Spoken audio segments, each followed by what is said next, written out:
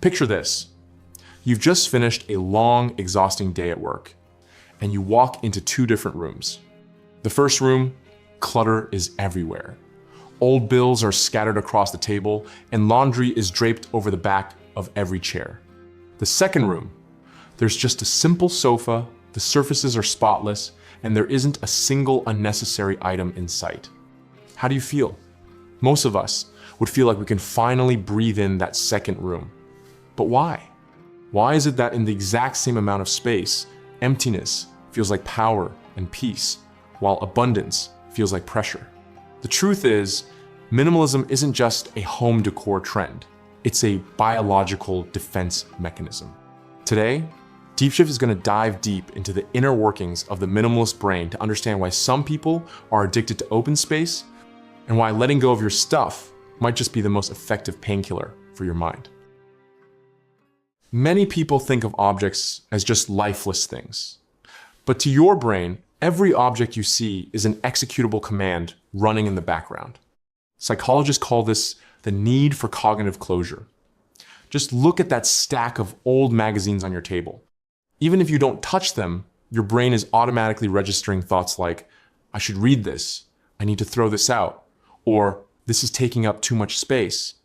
Every object is an open loop. When you live in a cluttered environment, your brain acts like a computer running 100 browser tabs at once. It might not crash immediately, but it slows down, heats up, and leaves you feeling exhausted for no apparent reason. Minimalists don't necessarily hate stuff. They're just trying to close those background tabs to save their RAM for what actually matters: creativity, deep thinking, and true rest. In America, we're often told that more is better, that more stuff equals more happiness.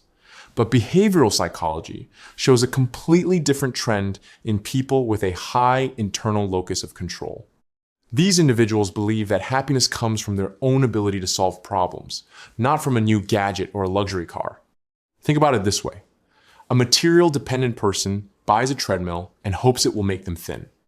A minimalist, however, realizes that only the act of running makes them thin, and that the treadmill might just be a barrier taking up space in their 500 square foot apartment. When you clear out the clutter, you're making a power move. You're declaring, I don't need these things to define my worth. This is exactly why so many CEOs and high achievers in Silicon Valley choose an ultra-simple lifestyle. They crave absolute freedom from dependence on external factors. Here's the part that rarely gets talked about: genetics. About 20% of us are born with what's known as a highly sensitive person, HSP nervous system. For this group, environmental stimuli like bright lights, loud noises, and especially visual clutter can trigger the amygdala, the brain's fear and alarm center. MRI imaging studies have shown that when faced with clutter, cortisol levels, the stress hormones, skyrocket, particularly in women. For a highly sensitive person, a messy room isn't just a bit dirty. It's a direct assault on their nervous system. So, if you find yourself getting easily irritated by an untidy kitchen, don't beat yourself up for being difficult. It's very possible that your brain is simply more hardwired to detect and react to environmental noise than others. The biggest difference between a hoarder and a minimalist lies in how they perceive time. Hoarders often live in the anxiety of the past or a hypothetical future, clinging to thoughts like, this is a souvenir, or what if I need this someday? On the other hand, minimalists have a highly practical, future-oriented perspective. When they see a sale, they don't just see the immediate money they're saving. Instead, they see 1. The time required to clean and maintain it every week. 2. The physical square footage it will hijack in their home. 3. The sheer effort of packing it up when they eventually move. They understand a fundamental truth. The real price of an object isn't on the price tag. It's the opportunity cost it steals from your life. Every item you own is a piece of energy you have to spend managing it.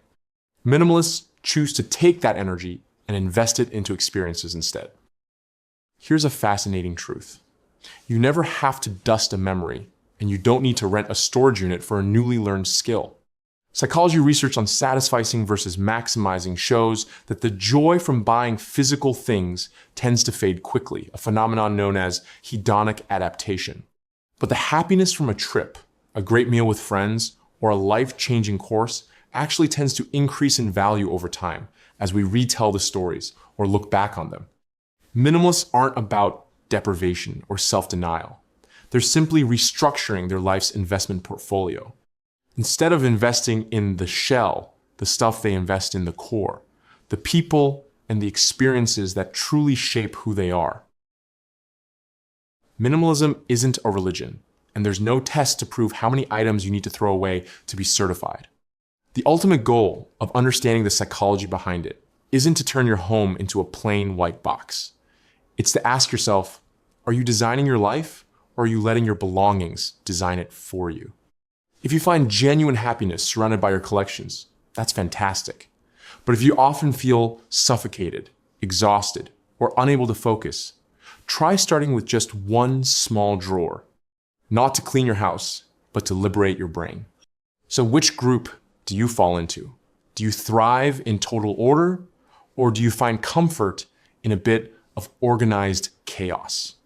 Let us know in the comments. DeepShift is curious to hear how your brain reacts to the world around you. Don't forget to subscribe as we continue to decode the strangest human behaviors together. We'll see you in the next one.